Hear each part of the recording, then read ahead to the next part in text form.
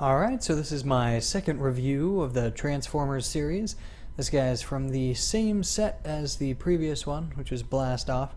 This guy's name is Vortex. He is also a Decepticon from the Combiner Wars Transformers set. He's part of the Deluxe series, which is like the 6-inch versions. They have the Legends characters, which are like 4 inches, and then they have Leader set, I believe, which is like 12. So this one's Deluxe. Like the other one, this guy is one of the 5 in the set that combined to create Bruticus, which is like a large evil Decepticon dude. And then back shows the other characters. So there it shows kind of a breakdown of the characters that are needed to make that big robot form. And then a short character overview right here at the top.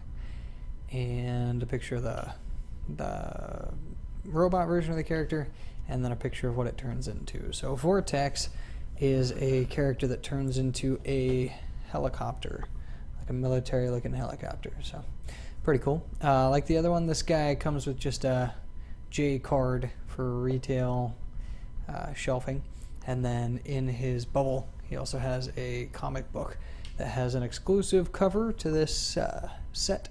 So to focus on the character, they just replaced the cover with a picture of the character with the Combiner Wars tag up there, which is the set. It was made by Hasbro, and the character is in this display bubble on the front of the J card. Comes with the character and then 2 accessories.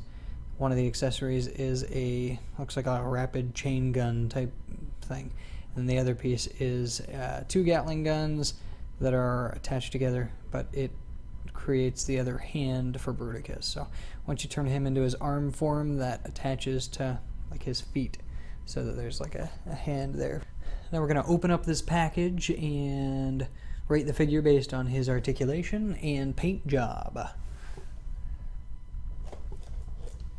One thing while opening this up too, I just want to point out that the bubble is attached to the J card by like the normal sealing up here, but on the back just by tape. It looks like there's some perforation there, but last time I tried to open one of these guys, it didn't really open with the perforation. So you actually have to kind of just rip through that tape to get it open.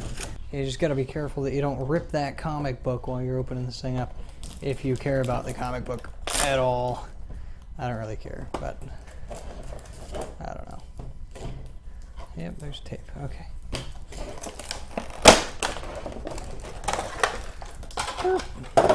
Alright, so once you get this guy open, here he is in the plastic that he's attached to. It also, let me zoom this thing in. There we go.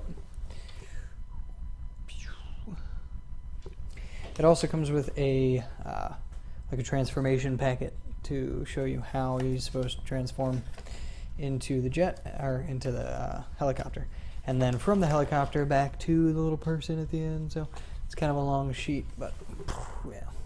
And then it comes with the comic book here.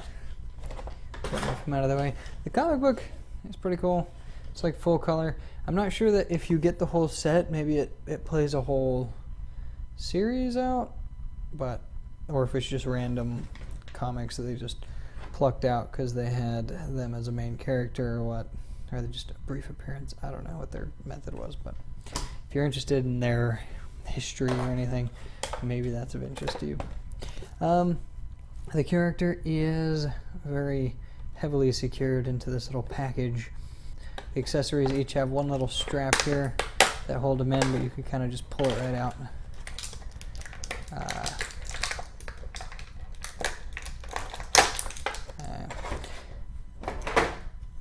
The character is secured with 1 strap across his legs, 1 strap over his waist, and then a strap over each arm. So let's get this guy out.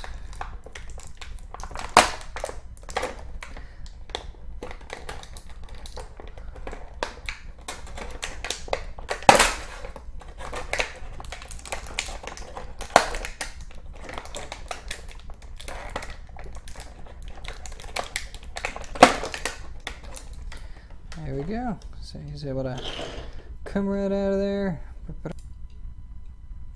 Yeah, so one thing, pulling them right out, I feel like this part is going to get annoying as poop.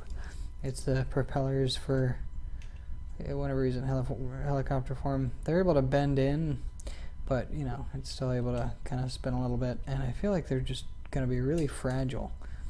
If like a kid's playing around with these, it's probably going to break pretty easy, but for display, it's pretty cool. I like that he has these rockets on his hands. That's pretty neat. Let's talk about his articulation first. So one thing that I've been impressed, well, I was impressed with the other one, but I could already tell that this guy is pretty much the same, is that their articulation is just really good. And I would guess that's because they have to transform into something.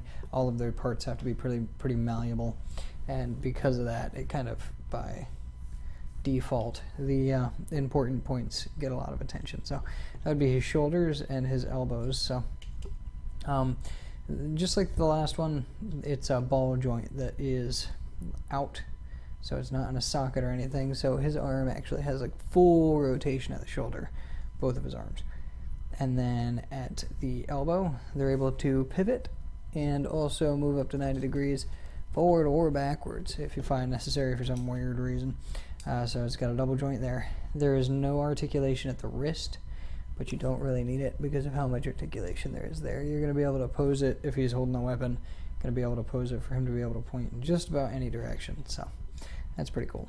What I was surprised by the first guy, I think this guy also has waist articulation, which I wouldn't find particularly useful for posing the figure, I would guess, because it would probably look kind of unnatural if this little sliver was just turned, but you have it there if you need it.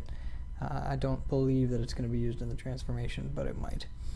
He also has a pivot at the high thigh there, and then he also has a ball joint that is pretty freely roamed, other than, you know, where it hits the torso there. And then he has a 90-degree pivot at the knee that is actually really nice for this figure. It's like pretty loose. I like that. And then there's just that rotation at the thigh, kind of helps your leg to be able to rotate as well. And then there are other little bits on his leg that rotate and move around to form the front of that helicopter. We'll get that later. This character actually has what ends up turning into like foot movement. The last guy didn't have that, so that's cool. And then the other part that moves is his head, like that.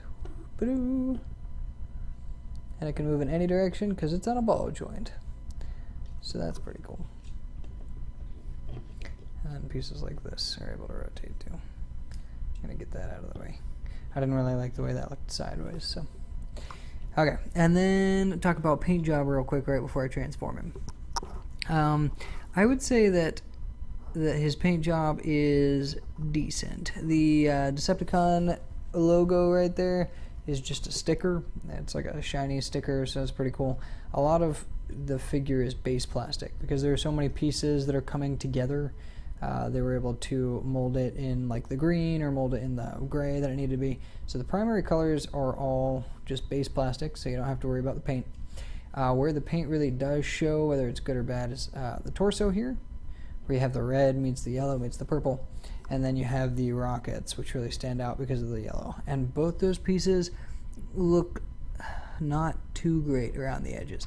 So if I always have so much trouble getting this to focus well, but if you can see here, it's got a little bit of gray showing where it really should be yellow around the edges of this, and then where that gray and yellow meet, you can see kind of like speckles where the paint was dusted onto that area. So it wasn't really like a solid paint job. You could also see that here and here. You could see a little bit of gray around the edges, like they were trying to not get like overflow onto the red, but the colors don't really meet because it wasn't a solid paint job there. His eyes seem to be pretty good right there. Whereas I guess the lens of his eyes seems to be solid and to go pretty much all around that area. I really like the look of his face. I didn't like the look of the other guy's face too much. because he had like the lips and stuff. He's kind of got like a Gundam style face, which is nice. The back, he's got these purple strips, and then also you get down to the purple strips, and then this area here has the black showing the windows, and then the under area of the front of the helicopter, as you'll see a little bit later. All that's done decently. I would say his paint job is like a 3 out of 5 stars, maybe. It's not bad, but I wouldn't say that it's like a nice quality of the figure. I would say a nice quality of these figures is the articulation. Like in robot form. The articulation's great. I also am kind of excited that this guy is able to do, like, actually have spinning blades and stuff whenever you're done with him. Also, I want to note, this guy stands really well. Like, I just kind of like squeezed his legs together, and just whatever position he gets into, his feet are so big. He just kind of like just does it. He's just like, oh, okay, well, seems legit. Well, no, I guess you can't get too ridiculous, but I'm sure you could do it if you really wanted to. He could stand on one foot, just to show that he could. Come on, you can do it. I know you can. The end of this video will be showing him standing on one foot. Oh, right here. Well, you can see his foot's off the ground. Yeah. Showing that. Okay, so now we're going to do a transformation, and I am probably going to do a fast forward of this transformation again. So here we go, and we're starting right about just a second now. Okay.